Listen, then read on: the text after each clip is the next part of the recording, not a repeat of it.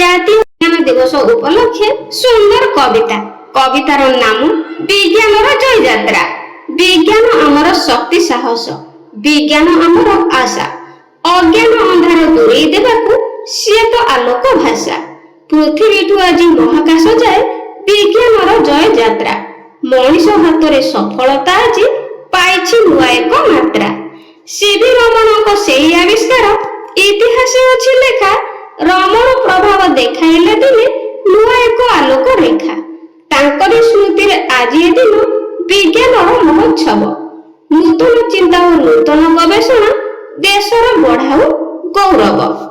ଯନ୍ତ୍ର ନୁହେଁ କେବଳ ଏହା ଜୀବନର ଏକ ଧାରା।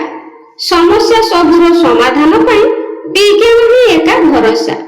ଆସ ଗଢିବା ଏକ ସୁନ୍ଦର ଦୁନିଆ ବୈଜ୍ଞାନିକ ମନ ନେଇ। ଅନ୍ଧବିଶ୍ୱାସର ପାଚେରୀକୁ ଭାଙ୍ଗି ଆଗକୁ ଯିବା ମାଡ଼ି ଯାଇ। ଆଶା କରୁଛି କବିତାଟି ପସନ୍ଦ ଆସିଥିବ। ତେବେ ଲାଇକ୍ କରିବେ ଆଉ କମେଣ୍ଟରେ ନିଶ୍ଚିତ ଜଣାଇବେ।